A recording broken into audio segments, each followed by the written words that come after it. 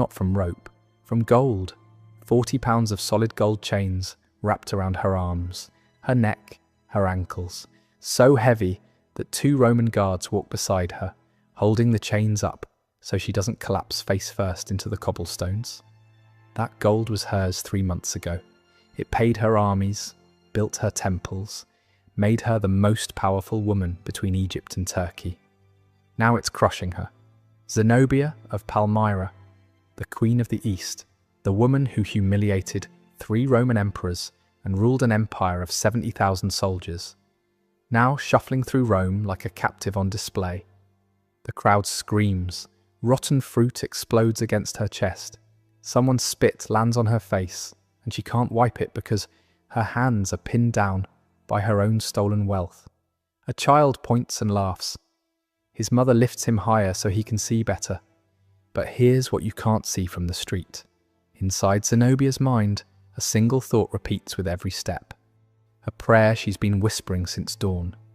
Not the prayer you'd expect, not save me, not give me strength, just 3 words. Let it be the villa. Because she knows the 2 doors waiting at the end of this road.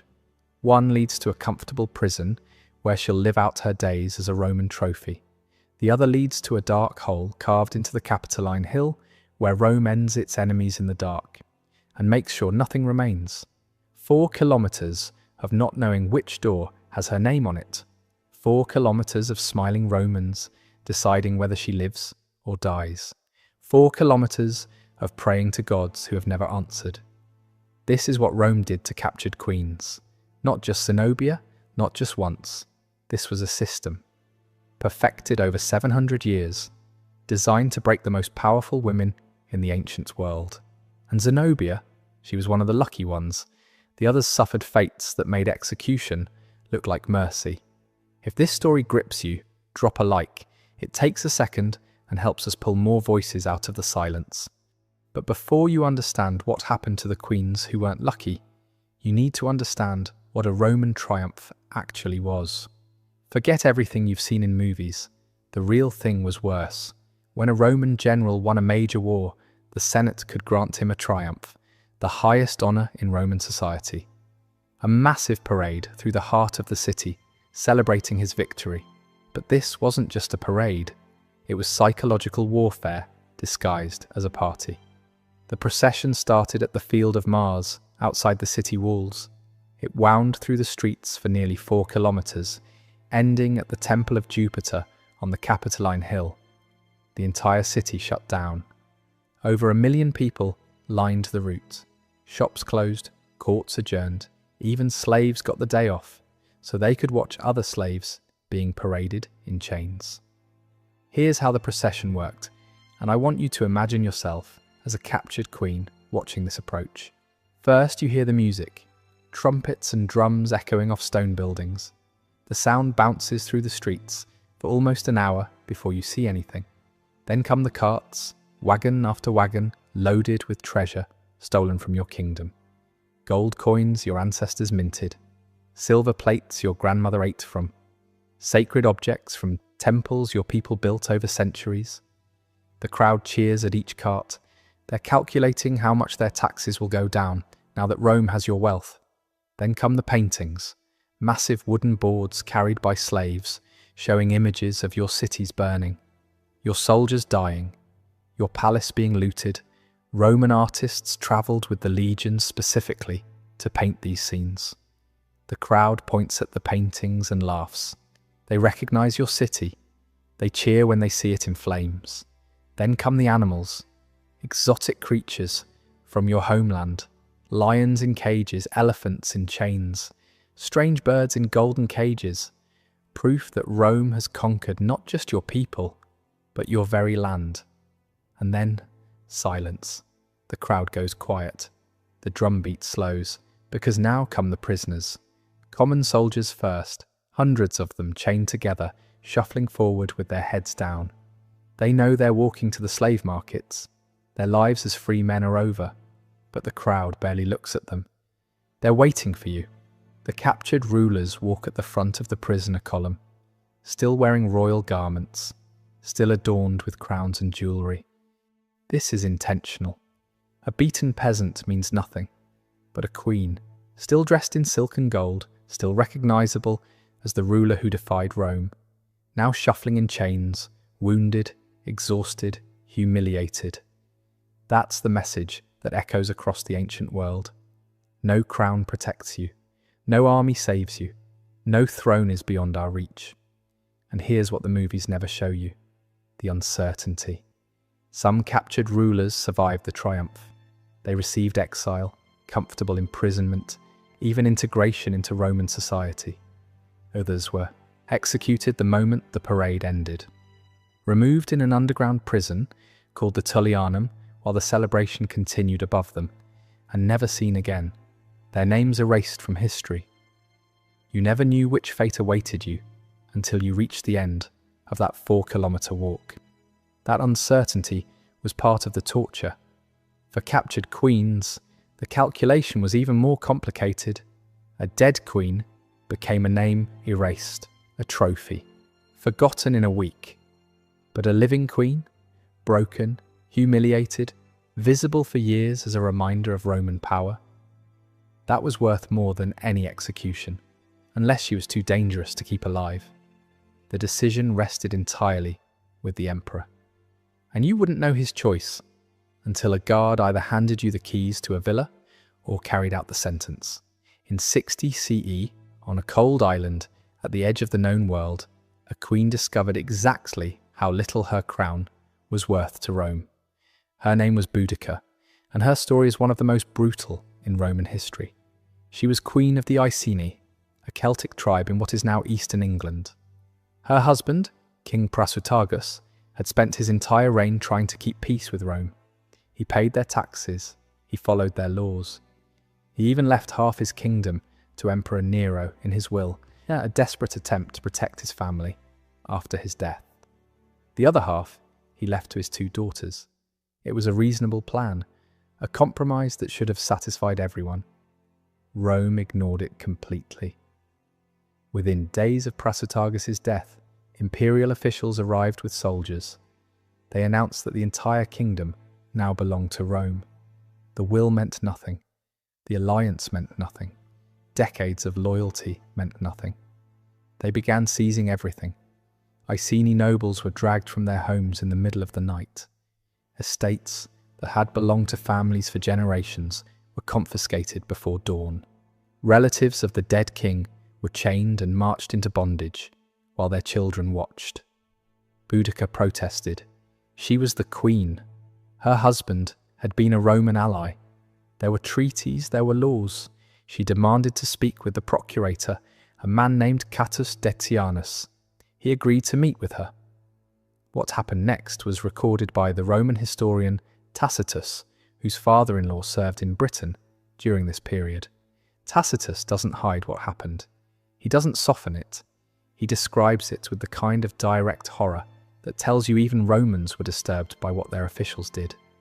Boudica was seized by soldiers in front of her own people. They humiliated her in the public square. The queen, who had ruled beside her husband for decades, degraded before her subjects. They tied her to a post, and they flogged her. A Roman flogging wasn't like being hit with a belt. They used a fulgrum, a whip with multiple leather strips embedded with metal balls and fragments of sheep bone. Each strike tore flesh from muscle. Each blow left wounds that would scar for life. Victims often died from flogging alone. Boudica survived, but the flogging wasn't the worst part. Her daughters were brought forward. Tacitus doesn't give their ages. He doesn't name them. He simply says they were unmarried. The soldiers grabbed them by the arms. They took them away toward the soldiers' quarters.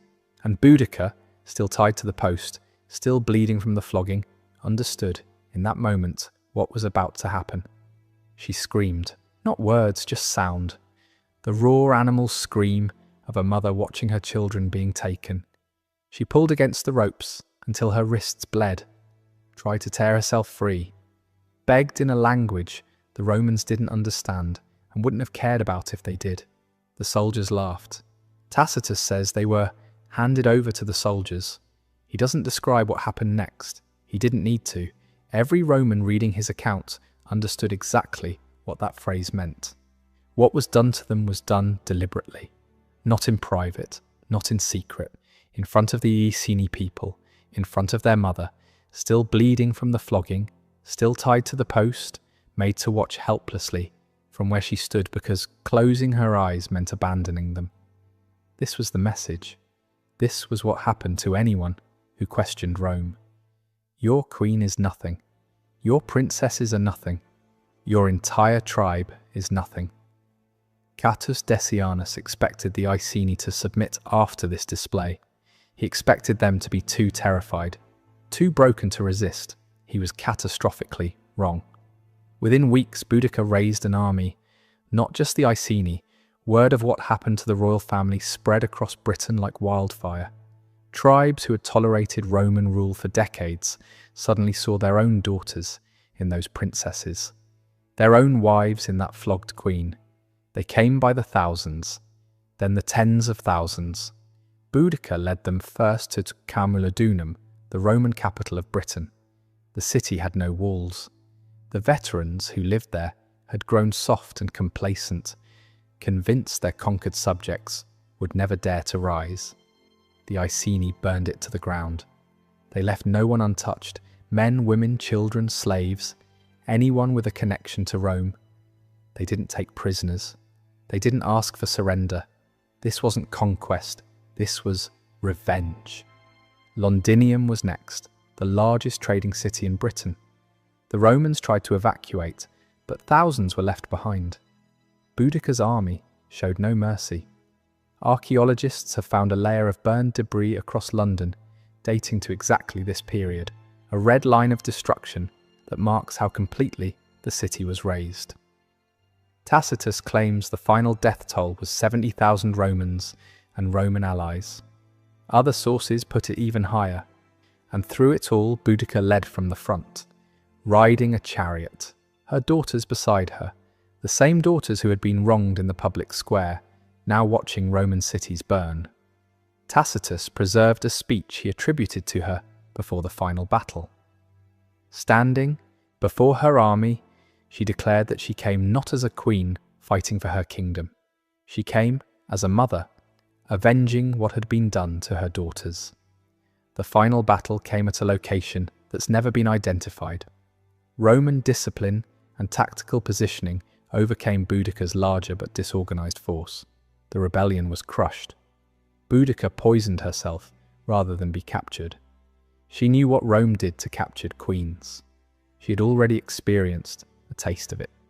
Her daughters disappear from history after the initial assault. Their names were never recorded, their fates unknown. Maybe they died in battle. Maybe they took poison beside their mother. Maybe they were captured and suffered the very fate Boudicca had fought to avenge.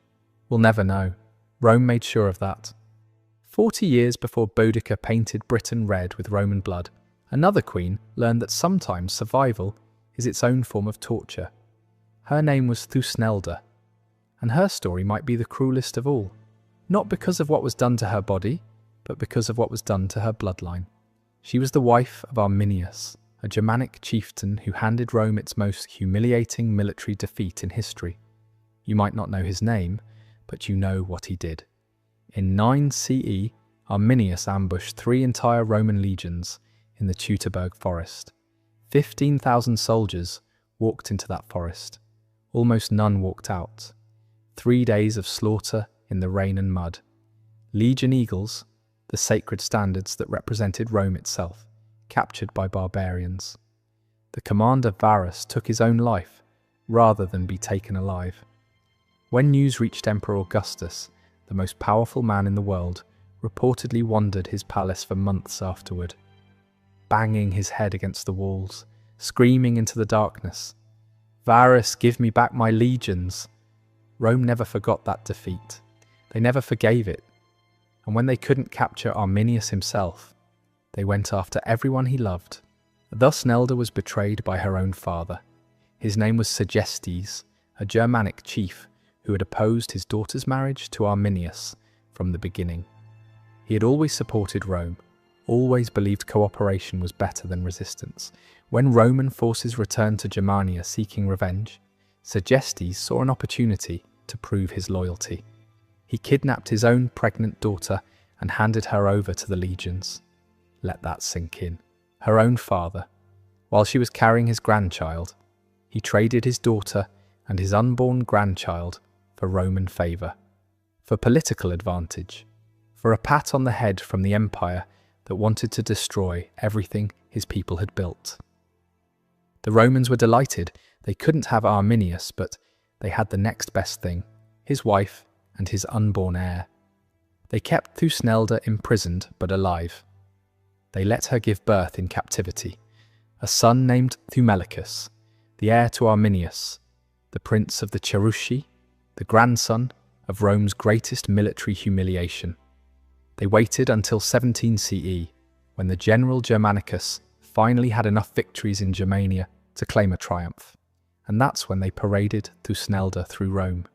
Imagine this scene: a Germanic queen, proud wife of the man who made Augustus weep, walking in chains through streets filled with Romans who had lost fathers, brothers, and sons in that forest, her infant son in her arms.